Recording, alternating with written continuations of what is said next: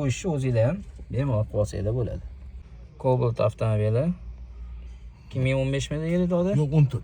2014 mexaniki. Nima muammo bo'pti? Mana aytingchi. Kilometr o'zgarib ketdi. Mana hozir speedometer bor-ku. Hop. Ulan. Qancha edi bu? Bu 34 yurdimi? Shunday bo'lsa, 151 ko'rsatyapti hozir. ha, bu 100 Qancha yurgan o'zi? 250 yurgan. 254 midi shunday aytdi. Mana mana bu yerdagi xatolikni ko'rasizmi? Nolga o'tib qolgan bu yerda. Hozir mana shuni kilometrga o'tkazamiz. Hop, tablobimizdagi bu knopkani bosamiz. Shunaqa yozuv chiqqandan keyin bosib ushlab turamiz. Keyin unitni 3 ga qo'yamiz. Kilometr chiqdi. Endi yana bosib ushlab tursak, poложение o'zgaradi. Mana asl probegi shu.